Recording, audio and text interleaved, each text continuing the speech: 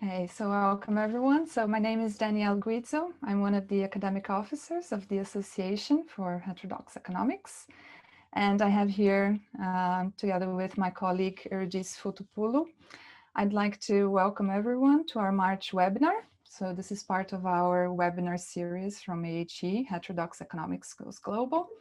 And today we have Dr. Nicolas Dvoskin from Argentina, and he's presenting a paper entitled Structural Heterogeneity and Development Planning in Argentina, Brazil, and Chile. So Dr. Dvoskin will make a presentation first of his paper, and then we're going to follow with a discussion on the state of heterodoxy in Argentina. And Dr. Nicolas Dvoskin is an economist and a political scientist. He has a master's degree in economic history and a PhD in social sciences, all of them from the University of Buenos Aires. He's currently an assistant professor at the National University of General Sarmiento and at the National University of Lanús, and an assistant researcher at the Center for Labor Studies and researcher at CONICET in Buenos Aires, Argentina. And he recently finished a postdoc at the Catholic University of Eichstätt-Ingolstadt in Germany. And he's a member of the Society for Critical Economics in Argentina. So his research expertise is on history of economic thought, economic development, social policy, and social security. So Nicolas, thank you once again for accepting our invite. We're thrilled to have you here. So the floor is yours. You have roughly 20 minutes or so, but I can let you know when you have 5 minutes to the end, okay? So just to, before we begin the presentation, just to remind our participants that the presentation is being recorded, so both video and audio, and I'm going to ask everyone to keep their microphones muted during the session, okay? And then we're going to open the floor for questions afterwards.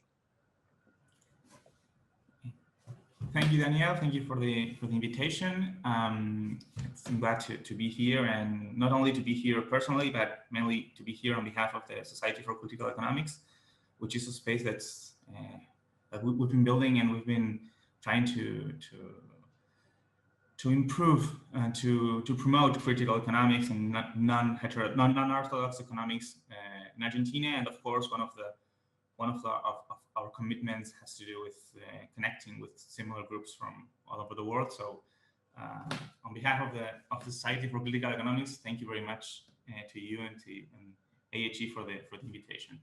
I'm gonna share a screen right now. I'm gonna present work in progress, which is it's complicated because more than a work in progress, I think it's a paper that's already finished, but I'm afraid of sending it to a journal, so I I keep correcting it and correcting it, and what I'm trying to do right now is just to get a little bit more feedback before sending it to a journal. So I appreciate recommendations, not only on the topic, but also on where to send this paper.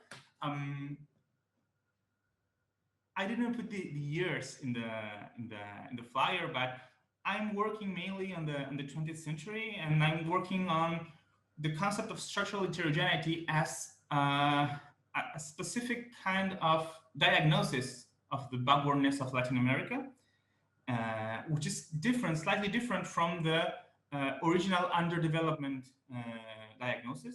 So what I'm trying to do is to see how this structural heterogeneity diagnosis, which actually changes the scope of the backwardness, because it does not only see that Latin American economies were underdeveloped or with less productivity than the central countries, but that within the countries there's a coexistence of advanced and backward sectors, and it's the way they relate to each other and the way they relate to the rest of the world that a specific kind of backwardness or underdevelopment is in place. And thus, what I'm trying to do right now, one of the topics that I'm actually researching right now in my current position, is how does this structural heterogeneity hypothesis relate to the development planning agenda, and how is it that some specific policy suggestions, policy recommendations on specific sectors. In my case, I work mainly on social policy and social security, but I'm working on a project that includes many other specific policies. How is it that the structural heterogeneity hypothesis, how is it that a specific paradigm is comprehended within the state planning agenda? How is it that the history of economic thought is not only on the economists, but mainly on the state? How is it that the government and its agendas incorporate theoretical discussions? So that's kind of the whole picture of what I'm working on. And today I'm going to present a paper on 3 specific countries: Argentina, Brazil, and Chile, which are Argentina and Brazil are the 2 largest countries in South America. With Chile, they are the countries in which there's like it's a sample of countries in which there was development planning, there was political struggle, there was a lot of discussion on what to do regarding these issues. And so Argentina, of course, is something that I've been working on since my PhD. But within the last years, I've started to work on Brazil and Chile as well. And now I'm trying to, of course, open the scope for all other Latin American countries. So, so this is my research project. This is what I'm doing. This is what I'm trying to do. Actually, that's what I started doing during my postdoc in Germany, and that's what I'm doing right now in Argentina, trying to analyze how these ideas are incorporated in the political agenda and in the official documents and in the offices in the governmental offices where they design and plan economic policies. As a start, I divide developmentalism, desarrollismo in Spanish, desenvolvimentismo in Portuguese. I'm trying to divide it within 2 different two different movements: early and late developmentalism. The early developmentalism is actually what we usually acknowledge as developmentalism, regarding the works of Hirschman or Lewis, and that the idea that why is Latin America, why is the third world backward? Well, because it has less productivity. So what we have to do is to increase foreign investment, and the state should be controlling this investment in order to increase productivity, to promote industrialization. This is the kind of big picture of this early developmentalism thinking. That's in Argentina, the main figure is President Frondizi. In Brazil, it's President Kubitschek, and in Chile, it's President Alessandri. All of them were in office when the OAS signed its Charter of Punta del Este, which launched the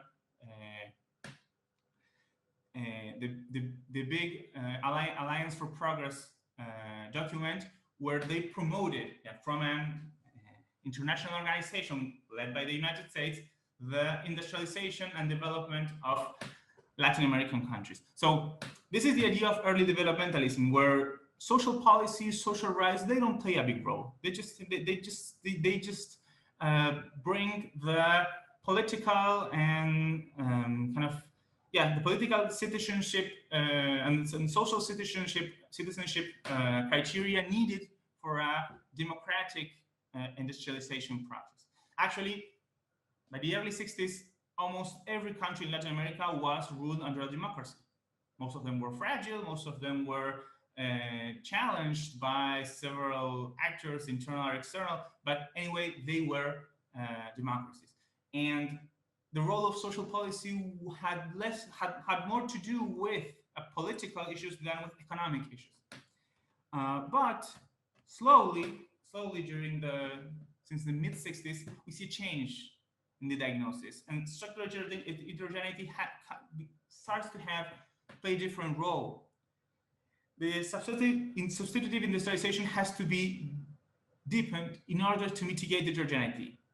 And there you see that some different policies, for instance, social policy starts playing a better role, a major role, because now with social policy, for instance, with non-contributive social security policies, or with specific social policy targeted at specific sectors, age groups, or regions, you can change and mitigate this heterogeneity. That's kind of the whole idea of this structural heterogeneity programs, which actually what I found is that they started as individual or kind of separate discussions and reflections in some countries, mainly in Latin America.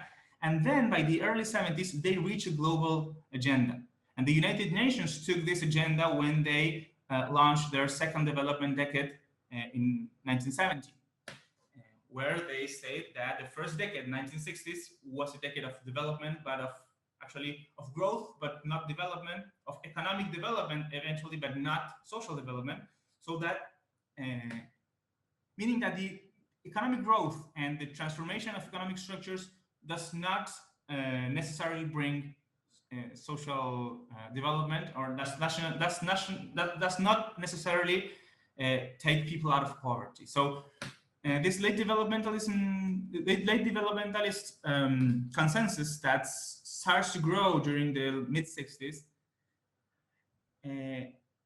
changes completely the way specific economic policies are being understood in terms of social policies, social security, living conditions, work conditions, infrastructure, actually. So what's what I'm trying to see is, well, how do we see this change of consensus from early to late developmentalism in the specific Latin American countries, and specifically in the development planning organization, in the development planning agendas that this country had. So I'm working on a model, and it's kind of qualitative model, so don't be afraid of the model. It does not include any equations. I'm trying to see, well, what's the structural paradigm, and I divide what I see in this period in 6 different structural paradigms, 6 different kind of kinds of government put in place, where of course early developmentalism has 3 different kinds, and late developmentalism has 2, and of course early neoliberalism starts to arise by the mid-70s, especially in Argentina and Chile. Another variable is, what does social policy role play? Is it important? Is it not important? Is it considered or is it not? And what's the political regime? Is it democratic or is it authoritarian? Of course, these categories are like ideal types. Some governments you can analyze them as semi-democratic or semi-authoritarian. That's kind of a binary division that actually is intended only to not to problematize that more than it should. So my starting point is that, okay, Argentina, Brazil, and Chile, they all started in the 60s belonging to the classic early developmentalism. That's the classical way of seeing early developmentalism in Argentina. That's the governments of Kubitschek in Brazil, Frondizi in Argentina, and Alessandri in Chile. That's the scheme proposed by the OAS in the Charter of Punta del Este. That's the Alliance for Progress idea. We should, the states should be more involved. It's not the pre-1930s consensus. Industrialization, private investment, good relationship between the center and the peripheries of the world. Some of them reached a redistributive level. Some of them started to see that income redistribution was a key, which is something that in early developmentalism does not necessarily imply. The most significant experience of this redistributive early developmentalism is the Gullart experience in Brazil, where one of the lead economists was Celso Furtado. But some of them had some orthodox stabilization programs within them. So there were some kind of moments in which the problems of this developmentalism, which in every country was kind of controversial and it had its problems, sometimes those problems were tried to be solved by orthodox programs, which usually lasted very, very little, but that's part of the early developmentalism as well. and to see that the problems of developmentalism can be solved somehow by orthodoxy, but it usually doesn't last too much. The developmentalism agenda, that's the way we see, based on structural heterogeneity, has two different ways of being made. One is institutional, means kind of recognizing that there's a possible way to arrange the problems of the community without without having anyone compromise any advantage. This means it's possible in institutional developmentalism, it's possible to improve the situation of the worse off without redistributing anything, or at least without discussing and compromising the structural production relations, I should say. So that there's a possible, there's a feasible and alliance between labor and capital, just to say in some terms. And there's another way to see this late developmentalism, which is just kind of redistributive, in which we see that actually it's recognized that the institutional solution doesn't lead us as far as we want.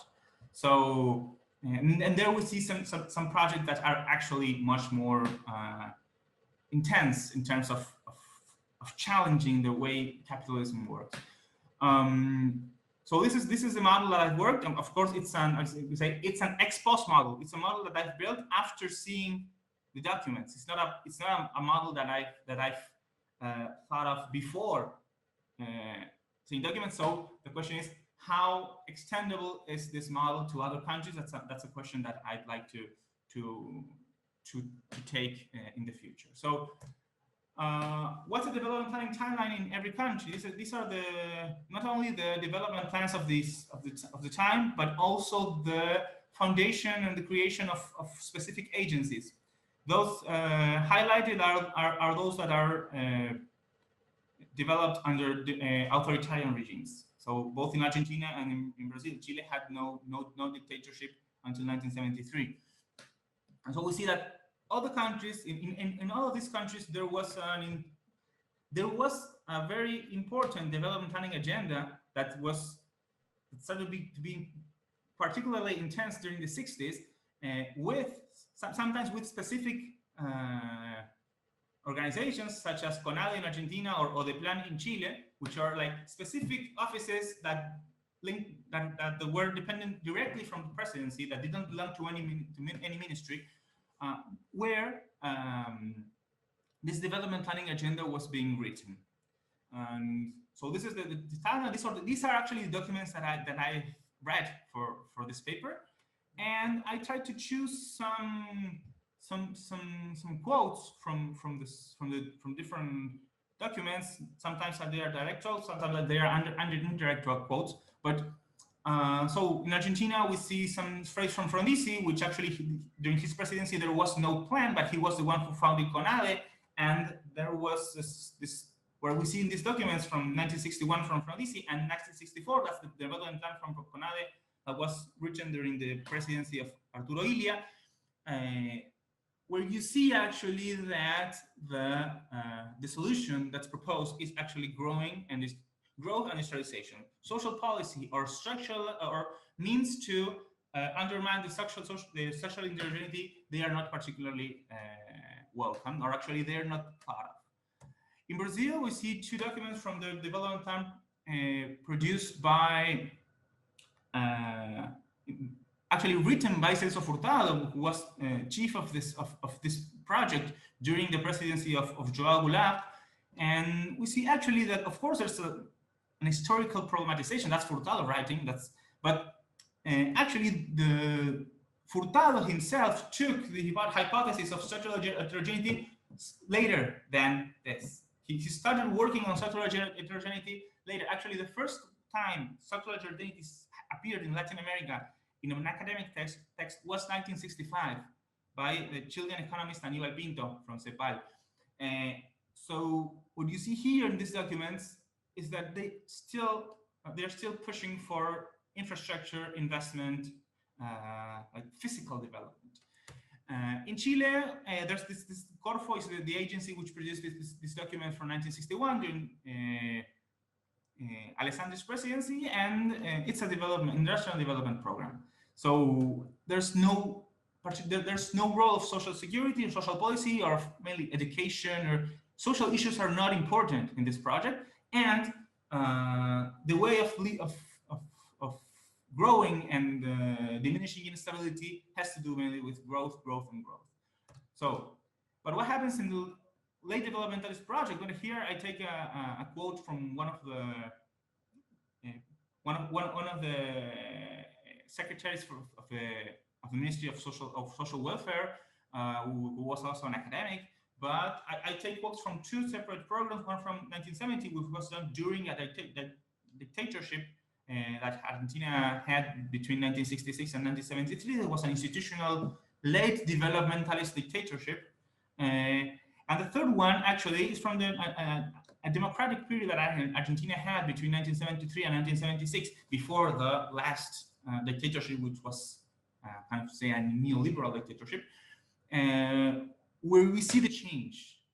We see that both during this authoritarian regime and this democratic, which actually was a moment of political struggle, it was a moment of political violence, lots of political violence, both of them, we see that social solidarity and social policies start to play a much bigger role. So we see documents from the early 70s or the late 60s in Argentina.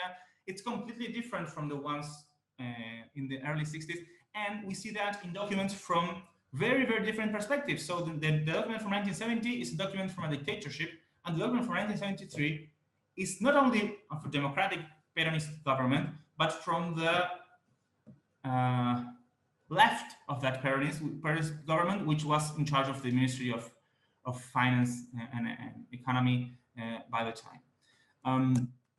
In Brazil, I take two documents, one in 1965 and another one in 1967, which also related to the same. In Brazil, there was a coup in 1964, which lasted more than 20 years, and that coup proposed an institutional developmentalist dictatorship. But there was a moment, particularly during this late 60s, where they turned structural heterogeneity from the point of view of Catholic solidarity and of participation and somehow redistribution as something really important. President Costa Silva was the one who put that more into practice. This period of the Brazilian dictatorship it's interesting to see, because the things they said from a strictly Christian perspective, they were very similar to the things that Argentinian dictatorship at the same time was saying. And in Chile, I take two documents as well. One is from Eduardo Frei, the president who ruled Chile between 1964 and 1970. He belonged to the Christian Democratic Party, and his thoughts were very, very similar to the ones from the Argentinian and Brazilian dictatorships. But he was a democratic president, and actually he did not support the dictatorship afterwards. And what we see here is the same idea. Our goal consists not only of economic development and social development. This idea has been said by President Frei Montalva in 1964, is the core of what the UN will, how the UN will structure its development policy 6 years later. So here we see somehow that some speeches and some ideas that were moving around in some Latin American countries, even by the word of presidents, were later on taken by international agencies. It's not only that we Latin Americans take the ideas from the centers of the world, we actually sometimes generate a consequence in what the center of the world thinks. This quote from 1971 belongs to the development plan produced by government of President Salvador Allende. Salvador Allende was a communist president. His project was the creation of a democratic path towards communism, towards socialism actually, but he belonged to the Communist Party. And what we see here is something curious, because one would assume, okay, this is the government of Allende. He's a communist. He's the expression of long-run growth of popular organizations and working trade unions in Chile that eventually led to the presidency, and it was like a very significant moment for Latin America. But in this case, social policy and social security played absolutely no role, nothing.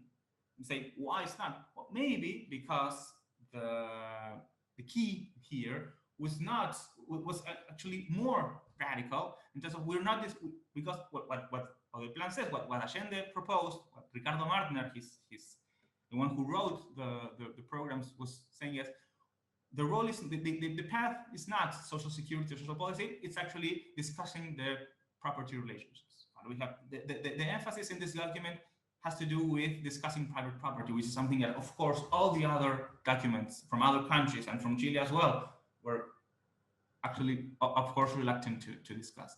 So, but interestingly, when I started looking at Chile and okay, in Allende, if I see something very interesting in Argentina in 1973, the way the government was thinking of about the way social policy should tackle circular heterogeneity, and I was assuming that I would see something similar in Allende's program, which was more radical than Argentina's, and actually it was not. In terms of social policy or social security, it was very, very, very poor. And actually, there were very, very few policies regarding social security transformation in Chile in those years. Of course, there were, I'd say, deeper discussions on how. So I ended up producing this scheme, which is kind of the path of each country, where we see the whole model. And we can see here that if you take a look at the graphic, on the left, you see the different paradigms that I introduced at the beginning, and the way each country moved. So at the beginning, in 1960, they were all together in this classic early developmentalism, no role of social security, democracies. Frondizi, Kubitschek, and Alessandri are all together over there. In Argentina, and Brazil, they both moved by the mid-60s due to the contradictions and the problems of this CED model to an RED model, more redistributive policy. In Argentina, there was a stabilization program in the middle, but it was very, very short. And Gullart and Ilia, they both represent somehow the limits of redistributive early developmentalism, and they are both replaced by dictatorships. In Brazil, first with an Orthodox stabilization program during Castelo Branco's government, but later on they both end up in institutional authoritarian regimes, the Argentinian Revolution and the Brazilian dictatorship. Whereas Chile keeps a democratic path towards this institutional late developmentalism, which somehow we see in every country. So if you take a picture of 1970, 1969, 1968, we see that the three countries are all together in the same row, not in CED, but ILD. So they are all, although some are democratic, some are authoritarian, the development paradigm is the same again. In the middle, there were the path towards this transformation from classic early developmentalism to institutional late developmentalism is different, but we see that in 1960 they are all together, 1970 they are together again. What happened later, of course, is different. There we see that in some countries the political process led to some redistributive late developmentalism agendas in Argentina and in Chile, and both of them led eventually to neoliberal dictatorships, which put state terrorism in practice. Whereas in Brazil, the dictatorship actually did manage to consolidate its late developmentalist paradigm all the way until the 80s. And actually, Brazilian neoliberal agenda came with democracy, not during the dictatorship. So what we see is that by the mid-70s, there's a divergence. There's a clear divergence. But the process between the late 50s or early 60s until the mid-70s is very similar in all of them, regardless of the democratic or authoritarian regimes. There we see somehow that these development paradigms were actually regional paradigms and not only specific projects of specific administrations in the countries. There are regional trends that are taking place here, and the goal of my research is to analyze those trends and to see how they apply for specific and particular institutions and particular policy discussions. Thank you very much for your attention. Thank you very much, Nicolas. That was very interesting. I think we can go for a couple of rounds of questions. We're not many in the meeting, so if anybody would like to raise a question from the chat, we can pick it up from there. I wonder if people have any questions.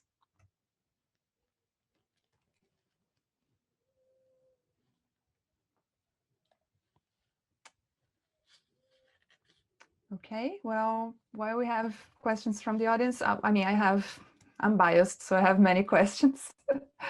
Okay, I'll start, and then me and Eurydice, we're going to collect a few questions as it comes. So, Nicolas, I have a question about what's your view on the understanding of development and this idea of emphasizing in social policy or not by the right wing in Latin America today, in South America specifically. So over the past few years, we had Macrismo in Argentina, we have Bolsonaro now in Brazil, Piñera in Chile. So how do you see their understanding of development, if there is an understanding of developmentalism? I wasn't how prepared for that, so I actually added a few slides by the end of the presentation, so I'm sharing again. So actually, it's following me that this is the idea. I try to be concise. So this is the way neoliberalism thinks about this kind of social policy is an obstacle towards development because it increases costs. Actually, what we have to do is return to a comparative advantage scheme, and maybe in the short run, social assistance can play a political contention role, but it's not desired. But actually, what we see is that there's a desired heterogeneity. Both early and late developmentalism kind of saw social and economic homogeneity as goals, as utopias, somehow. They were not socialist utopias, but somehow they did. Neoliberalism starts recognizing the importance of being different, of being heterogeneous, and actually that the price for being different, for being better, should be rewarded. So, but after that, in Latin America, we had a new developmentalism paradigm in the early 21st century. And in some countries, Argentina and Brazil, it was a very strong paradigm that put in question the hegemonic neoliberal ideas. But the question here was, well, is this pink tide, as it's called in English language, movement in Latin America, is the same as the old developmentalism from the 60s and 70s? My answer is that it's not, mainly because social homogeneity is no longer an utopia, be it because of it's impossible, be it because it's not desired. Anyway, maybe because it's not desired from a positive perspective, because social homogeneity will also mean in terms of the rejecting of cultural pluralism, for instance, and somehow this new trends, this new paradigm of new developmentalism recognize and acknowledge the importance of heterogeneity in terms of a plural society. What I see right now in the new right is that they are tackling this new developmentalism. You see the discourse of Bolsonaro in Brazil, the way they analyze social policy and social inclusion agenda. It relates both to the economic issues, kind of neoliberal ideas that the state should not intervene so much and that social security increases costs, but also they also have a discourse against pluralism. They have a discourse that's against feminism, that's against gay rights, that's against that's kind of racial and racism, and that's how I see a reaction against this new kind of developmentalism, and not a reaction against what early neoliberals in the 80s and 90s reacted to. So that's what I see right now, and thus what we see in the new right now is a combination, a mixture between neoliberal economics and far right, somehow fascism, in terms of the way they react towards pluralism. And that's why it's complicated somehow to recognize, or that's why their liberal ideas somehow enter the contradictions, because they are liberals but they are against immigration, or they're liberals but they are against gay people rights. So here's what I see, that this reaction right now is not the same as old neoliberalism, but the key to understand that is actually a kind of more interesting question, which is, well, were the pink tide governments similar to the old developmentalist paradigms in the 60s and 70s, or is it different? I think, of course, there are some similarities, but the core is actually different. Thanks. Tom, you raised the hand. Would you like to ask a question? Good to see you here, by the way. Oh, you're muted. Tom, you're muted. I beg your pardon. Thank you very much anyway. Yes, I've actually written my question in the chat. I don't know, other people wrote questions in the chat before me. I don't know if you'd like to take them first. My point is about international comparisons. I'm particularly interested, there's a revival of interest in precisely the same period, which of course was the period of the early independence period in Africa. And I can see obviously there are great similarities, but also differences, perhaps because of the situations. Have you got any thoughts of that? I know that it extends beyond the research that you're describing, but also about other Latin American countries, notably Mexico, in the same era. Should I answer? Yeah. Yes, please. Tom, thank you very much for your question. Regarding Africa, I have no clue. I find it extremely interesting. I'm keen on knowing more on that, but of course I can't say anything. But actually, I think it's I find it very, very stimulating to see, to try to analyze South-South comparisons without using Northern theories. I find that very, very interesting and challenging. And of course, maybe there are some African insights on Latin America which I don't know, and that will be actually very interesting to see. On other Latin American countries, yes, I work a little on Mexico. Mexico, and the process is similar. The political process in Mexico is different because it's like a continuity of what one would say semi-democratic regime. But actually, I think, as far as I could know, the most significant incorporation of structural heterogeneity agenda to social policy was made in Mexico by a woman which I was trying to follow, was Lucila Leal de Araujo. I think she died a few years ago. I was trying to collect some information on her because it was fascinating. And she was the one who, by the early 70s, proposed a structural reform in Mexican social security program so that the peasants with Mexico, which make the majority of the agricultural workers, could access social security benefits regardless of their lack of a normal working contract. And the experience in Mexico by the early 70s is fascinating. I've been working a little on that. I'm trying to collect some information. And actually, what's more interesting is that her papers and what the Mexicans were saying was actually reproduced in Argentina as well. It's a moment in which Latin American countries were sharing their information to each other. And we see the Mexican experience being discussed in Argentina. There's a very important Ecuadorian social security specialist, Gonzalo Arroba, who actually wrote a lot of things, not about Ecuador and other countries as well. So it's a moment in which Latin American people were talking to each other. Some of them were on the government, some of them were not, but the Mexican experience is very interesting. I'm planning on incorporating that and mainly incorporating into development plans, which I haven't done yet, in the future. Yes. Thanks very much, Tom and Nicolas.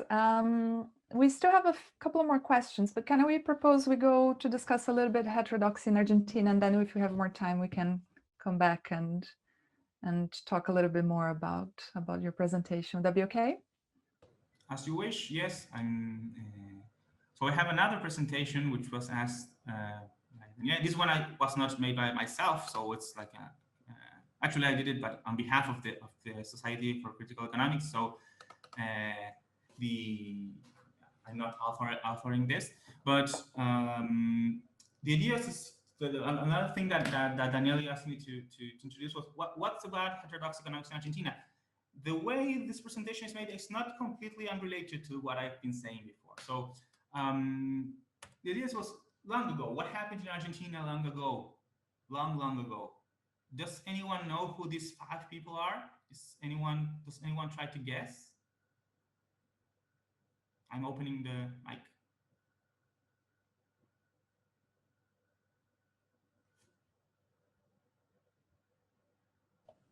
Nobody? We have one for Prebisch. Yes. I think he's the one that's famous by everybody. Yes, that's the one that is on the bottom right corner. That's Raúl Prebisch. Well, someone trying to guess? No? Okay. Well, the one on the upper left is Silvio Jessel. He was actually quoted by Keynes in his general theory.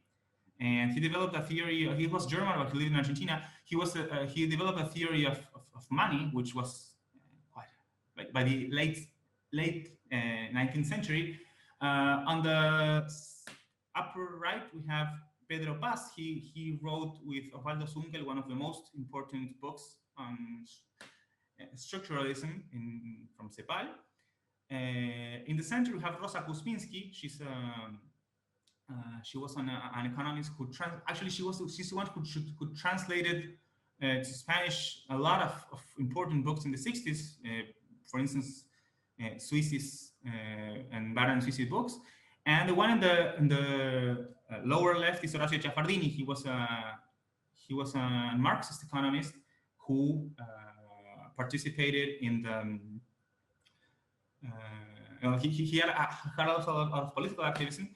And on the bottom left, I see the Universidad Nacional del Sur. That's the university in Bahía Blanca, where a very interesting experience took place by the early 70s in terms of building an economics program which was actually pluralistic, where they tried to cheat not only to incorporate all the schools of thought, but also to organize the curricula in terms of the schools.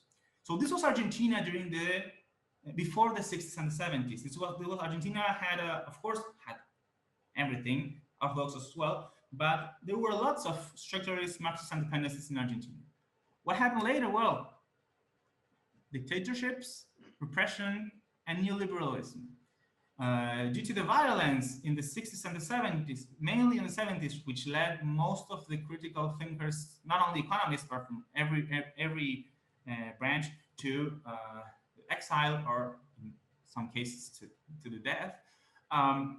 In the 90s, we see the Washington Consensus. This is in the bottom right picture is the president and Ministry of Economy in the 90s, where everything that was not orthodox was wiped out of the universities, was wiped out of the schools. In the 60s and the 70s due to violence, in the 90s due to unemployment. But either way, we reached the 90s where every major school in Argentina is teaching only neoclassical economics. And worse off, they're teaching bad neoclassical economics. So that happened, and that wiped out a lot of discussion, of very interesting discussion that Argentina had by the mid-20th century. But critical economics didn't disappear by the time. Some schools did have heterodox or progressive curricula. Here I'm showing two universities which are in the suburbs of Buenos Aires and that were created actually during the 90s, in Quilmes and General Sarmiento, where there were critical or pluralistic at least programs, and Flaxo, which is an international university, which was a Latin American faculty. It's private, but it has an international sense, and they had a master's degree in political economy that has also always been pluralistic. Partially, the University of Buenos Aires, which is the largest university in Argentina, where because it's large, it has place for everyone. So and there's room for everyone. So there were some experiences and some discussion forums in the university, and there was a moment in the early 2000s where we saw that in this university there were critical and heterodox professors, not a heterodox curricula. Luckily, that's where I studied, but it depended on which class you chose. You could choose a neoclassical or a Marxist course for the same subject. So sometimes it depended on what you chose, the kind of studies you had, and of course some associations that were starting to discuss, and they were putting the neoclassical hegemony into question. CONICET is a very specific Argentinian thing. That's the way that most full-time researchers in Argentina, they are not hired by universities, but by CONICET, which is an office that depends on the Ministry of Science. And there were, in CONICET, there have always been pluralistic or heterodox economists, not usually directly linked to the big schools. That's why critical thinking was kind of very unorganized, but it stood there as a resistance or as a way of keeping heterodoxy alive. But what happened is that since the 2000s, there was a very significant discussion of neoliberalism in Argentina. Neoliberalism was put into question, mainly during the Kirchner administration between 2003 and 2015. So economic policy was also done with heterodox foundations. And what happened later is what happens now is that there are very interesting heterodox and pluralistic programs. Most of these belong to universities which were either founded in the 90s and restructured, or founded less than 10 years ago. So here's a list that we've made of the different programs that are in economics that are heterodox.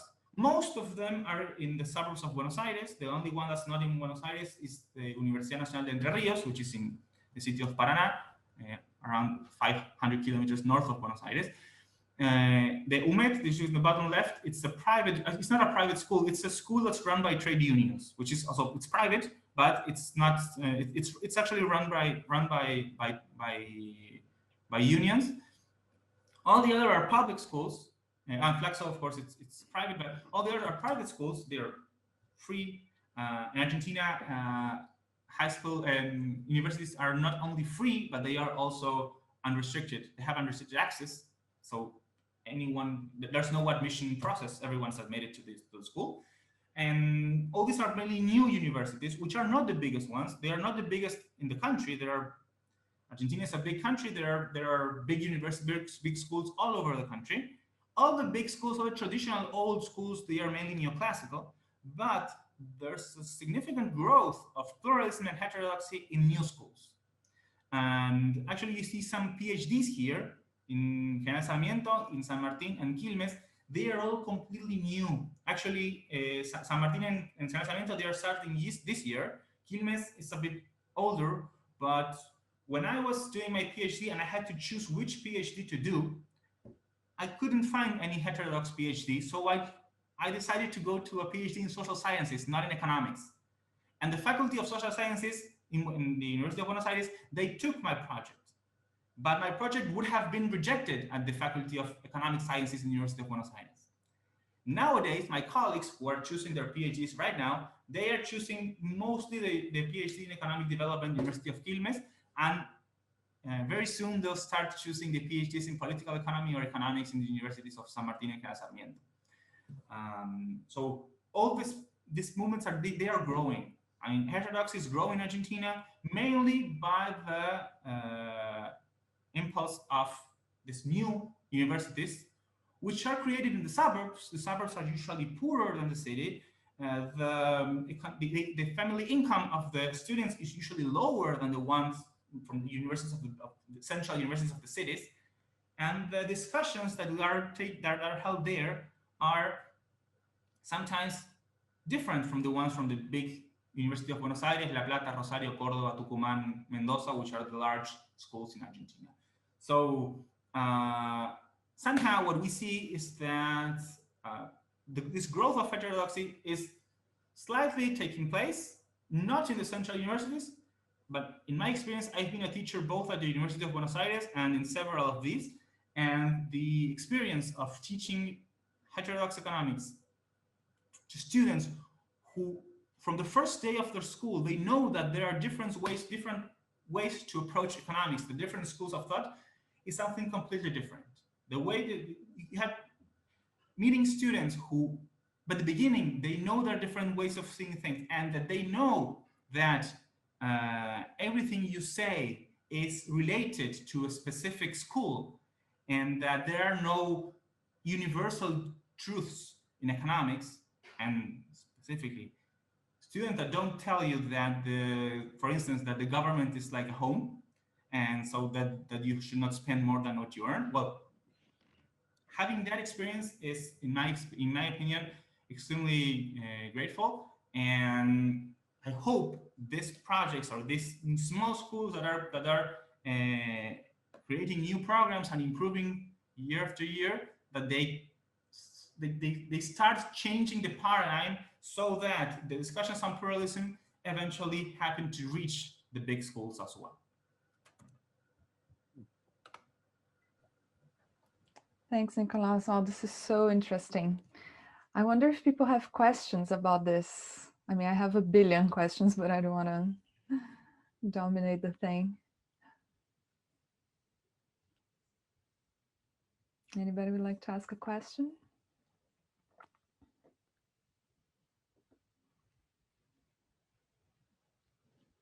I can ask a simple one just to warm up. Ingrid has dropped a question. Would love to hear more about how Argentinian heterodox thinkers impacted thinking outside of Argentina. Well, in the past, of course, you know Prebisch. There was a time when the Latin American discussion was taken into account. I mean, there was a time. Nowadays, I assume that most normal traditional neoclassical programs, we read mainly authors from the United States, mainly from textbooks, but that we don't analyze that much what happens in other countries, and that Argentinian academia, same happens everywhere, usually only analyzes itself in terms of why wouldn't Argentinians talk about something from another country, and then why would someone from another country be interested in hearing what Argentina has to say about Argentina? In some spheres, it's changing. That has changed a little bit, mainly due to international cooperation. What I find is that in Argentina and both Brazil, that's happens something different from other South American countries, is that their academic structures is big, and it's actually good. I mean, Argentina and Brazil have very prestigious, and the discussions that take place in Argentina and Brazil internally in terms of economic theory are very important, and not only in economics, but what we both lack, Argentina and Brazil, is the international transference and international connections sometimes, which other countries in Latin America, they have developed much more. Colombia, for example, I mean, Colombia and Chile, they both have almost every PhD student has at least made a semester abroad. In Europe, of course, that's the normal. In Argentina, that's not normal. I know in Brazil, it's not. It's normal for some schools, but it's not normal everywhere. So it's an advantage of this advantage of having a solid academic system, and that's something that's lacking. But I think it's mainly lacking in an international level in terms of, okay, not only of me as an Argentinian going abroad to study and to study what the Americans have to say, but in terms of some sort uh, of symmetrical relationship in which they also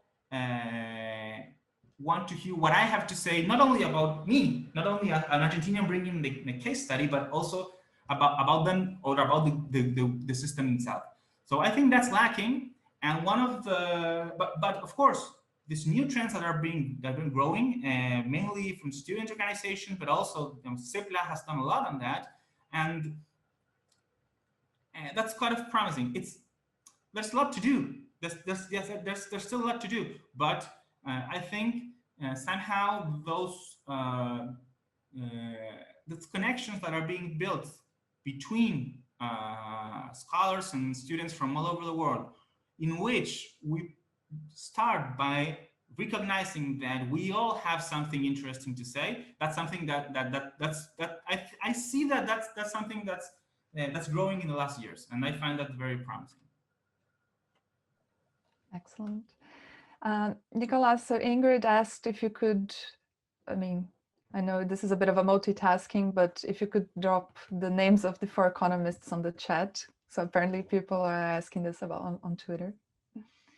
And in the meantime, so there was one question about what is the role of student movements in Latin American heterodoxy, and I guess more in Argentina. So I know the Society for Critical Economics has a big influence on that as well. Thanks. Yes, actually, it's interesting because the Society for Critical Economics was born as the gathering of student groups which autonomously were created in the big schools. So I studied at the University of Buenos Aires, and other people studied in other places. Here, my friend Mariana is here and has been writing something about Bahia Blanca. That's where she studied. And we all belong to groups, to discussion groups, to students, which actually gathered in the schools where we were taught mainly neoclassical economics. And we were discussing why the way we were taught was not satisfactory for the understanding of the world we were living in. That's what we found. Autonomous groups from different schools, and we eventually gathered together. And the first meeting, the first national meeting was made, what took place in 2007. By then I was still an undergrad student, and eventually, after the creation of the Sociedad de Economía Crítica, groups from other schools, it was kind of, maybe this was not a group, but a few students who were curious about this, who had never read anything, but they found the way they were taught was not satisfying and was not satisfactory, and they started joining. And then the Sociedad started growing by connecting with students. But what happened later was the sad part is that most of us did not have, after graduating, we did not find jobs in those schools. Most of us did not. We started working elsewhere. I'm working now in 2 suburban universities.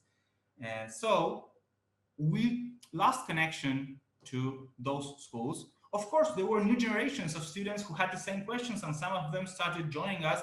Some of them started building their own organizations, and actually the Sociedad Económica Crítica is not the only the only association in which critical economists and mainly students participate. There are others, some are local, some are bigger, but and of course most of us left those schools. Some of us had the chance to keep in contact with students, and so the generational basis has moved forward, but some of us have not. And in this sense, but they have found their own ways to think. So in our case, somehow some of us are quite old in terms of being students, but we still and we still want to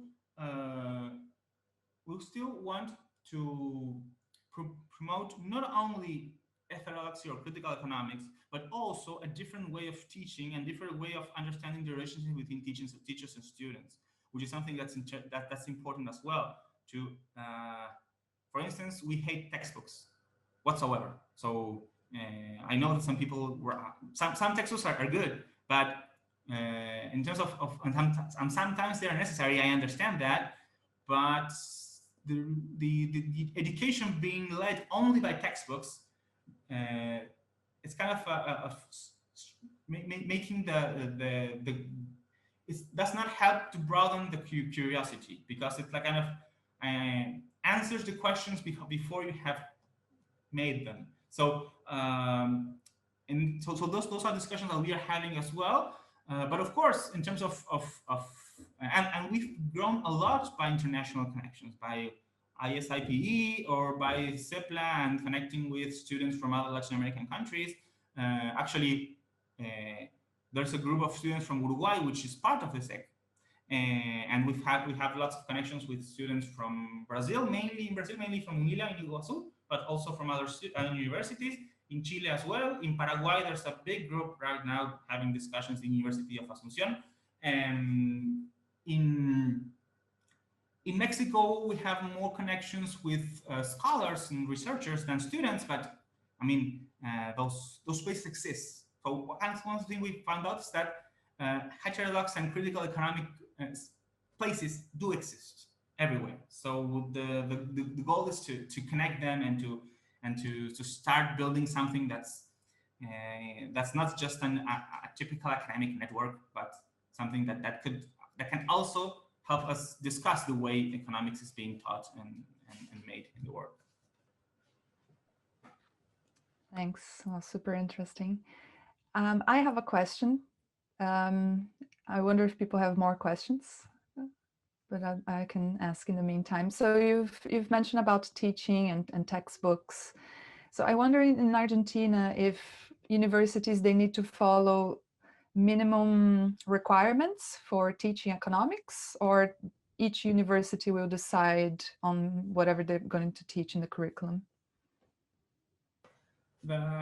Due to the national laws, Argentinian public schools are autonomous, which means they are self-governed. That's something that was established back in 1918. That means that the universities are funded by the treasury, but they choose their own authorities. Every school has a different way of choosing. Students get to vote, teachers get to vote. Sometimes other workers get to vote. I mean, people who work at the university, but they're not teachers. Sometimes they vote, sometimes they don't. Sometimes people who have graduated can vote as well, and they have a self-government. Of course, everywhere the majority of the votes is held by the teachers, and mainly by professors who have tenured professors mainly. So that makes that internal democracy is not always so perfect, but actually autonomy works. So every school gets to do whatever they want. There's no national agenda whatsoever. There's an national institution that's CONEAU, which belongs to the Ministry of Education, which evaluates the programs and it ranks the programs. It's kind of an evaluation association. Not being approved by CONEAU does not mean that you can't teach. It means that you have your ranking is not so big and not so good, and you might need those qualifications in order to access some benefits or either way. But that's kind of it works more on the incentives than on the actual regulations and prohibitions. So every school has a right to do whatever they want. And actually, CONEAU does not analyze mainly content. It analyzes other things such as how many teachers have tenured, or how many are the programs consistent to each other. Are the subjects coherent? But they don't get into the contents. So I'd say That's why you can have different schools with very, very different structures. But the question is, in the sense, is how do you start a new school if you don't have teachers to vote? So if tenured professors are the ones who have to vote for the authorities, but the authorities are the ones who grant you the tenure, how do we start? Well, usually you start by a national decree, by actually national law, where the government chooses a first principle ahead, and the first programs are being have to be authorized by a temporary head. Those are directly chosen by the government. That's why it's normal to see that the new universities have some sort of ideological connection with the government that's in place, or maybe not only government, maybe not the national, maybe the provincial government or the city government. That depends on the political discussions regarding that. But it's actually some universities were founded in the 90s during the neoliberal era, but they were quite heterodox by the beginning as well. So it's not the correlation is not so direct. But yes, I'd say we don't. It's an advantage in comparison to other countries that a university can choose to teach whatever they want, and they are not forced to teach something they don't by a law that has been sanctioned outside of the university. I mean, but that would go both ways, right? Because, for instance, in Universidad de Buenos Aires, then people are a bit more reluctant to change some of the mainstream curriculum, right? So that we would have also the opposite effect. Yes, of course. I say that sometimes this autonomy creates somehow of self-autonomous bureaucracies that also prevent any change, because the bureaucracies want to remain as they are. And when sometimes the universities are controlled by political groups which decide who to award tenure and who to don't, and so although this tenuring is always, there's always a public call, but sometimes those public calls are not so transparent as they should. So in terms of thinking about, is this autonomy good or bad, I have my doubts. Actually, I have my doubts. You can see that as keeping the university from government intervention. Okay, sometimes that's dictatorships in Argentina. They did intervene in the universities, so that the autonomy of the university didn't help us preventing that the dictatorship intervened. But at some point, you could say that during a very, very awful neoliberal democratic government, this can help you prevent that. But at some time, there's a strong need for an internal democratic discussion to enhance internal university democracy. That's a discussion that mainly student unions have been holding for a long time, and the universities have not been very keen on promoting that. So that's a very interesting discussion. The internal university democracy is something that's still a depth, but I don't know. Excellent. Before we wrap up, so we have the series on Heterodox Economics Goes Global, right? And one of the ideas is to actually have this exchange of ideas and find out how heterodoxy is elsewhere, outside the UK, essentially, as we are mostly based here. So in the case of Argentina and also on SEC, do you think that international heterodox associations, also from elsewhere, I mean, you've mentioned Brazil, Uruguay, Paraguay, and Chile, but do you think other associations also have a role to help support heterodoxy in Argentina? I know you expect me to say yes. I say yes as well. No, I mean, yes, of course. And they have, actually. They have. We've participated in the student meetings at ISIPE, International Student Initiative for Pluralism in Economics. Actually, I participated in one of the conferences. We have participate. I mean, nowadays, most of the pluralism movements are being somehow organized or funded by YSI. That's because they have the money, and that's something needed. I think YSI is doing a good job in that sense, and is actually creating international connections and networks, and that's something that's very important, because that's the way we connect with each other, and they have funded a lot of things that have made us, that gave us the possibility to spread the word and to get to know each other. Rethinking Economics has done a lot, actually, and they have grown in many countries. I spent the last 2 years in Germany, and I got in contact with the Netzwerk Globale Economik. That's the German version that has been working for a long time as well. So this is organizations. I think they are very important. I think they should somehow keep their.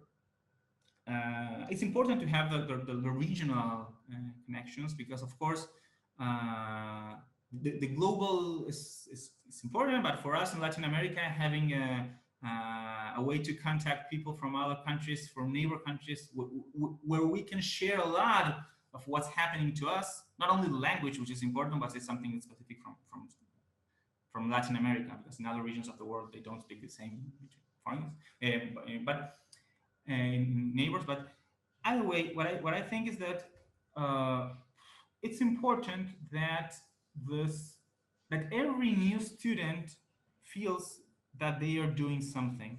It's not that I was a student a long time ago, and when I was a student and was doing this, I felt that I was changing things. I can, as a teacher now, or as a professor, I can't expect to give the new students, say, the hard work has been done, okay, now you can use it. No, it's important that you can build hard work as well. In terms of you are building new things, that's perfect. I mean, so that's what I think, that it's not just the experience of building something so that it stays, but the experience of building, that's important as well for students. So it's complicated, because I cannot find a permanently moving institutional structure, because I want to change all the time, because everyone has to have the chance to change it. But I find that it's important that the structures we build, they keep flexible enough so that new generations are able to change them and to discuss what to do with them. Not only that we are the old ones and then we build it and now you use it. No, I think it's important. If you ask me how to do that, I really don't know. I don't have a clue. It's complicated, but I think that's important. More than I think it was more challenging for me as a student, more than getting to know pluralism, being able to build the institutions of pluralism. That experience is something that I won't change. I won't give up that possibility of changing things and discussing things for students. So I think it's important for us, who are already professors, to try to think how we can have impact on institutions so that students can build their own way there. And I don't know how to do it, but I think that's important that we get to do that. Super. There's a comment from Juan about Claxo as well as another example. Heterodox Association. Yeah. Yes, Claxo can be thought of as another. Yes, of course, Claxo has very nothing, but has doesn't discuss much of economics. I mean, it does. It has some groups that discuss economics, but it's mainly not general social sciences. But yes, they do a lot of things, and they fund. Well, the most of it, they fund research projects that are very interesting. I mean, I applied a few times. I've never won, but they've done very good things, and they actually the most important thing that Claxo does is to provide a good network. They create a good network. So they put together scholars from different perspectives and different social sciences. I think they still lack a place for students. That's something that they should, I don't know what to say, but that's important that they get into. That's something they have not. It's mainly a network of scholars, not of students, but their support has been crucial for lots of associations, events, and I think they are doing a great job. Yes. Okay, I think we're coming to an end. So let me thank once again Nicolas for the excellent presentation, very interesting. Also, thank you for the participants who are joining us today. So Eurydice has dropped some information on the chat. So first, the recording will be available on the website shortly after we finish the meeting. And also to remind our participants of our next upcoming webinar for the end of April. And in April, we're going to have Dr. Julia Braga from the Brazilian Post-Keynesian Association presenting next month. And as always, guys, stay tuned on our social media web pages for more information, and we'll be sharing the Eventbrite link for the next webinar as well. So thanks, everyone. Thanks again, Nicolas. And yeah, see you again soon. Bye-bye.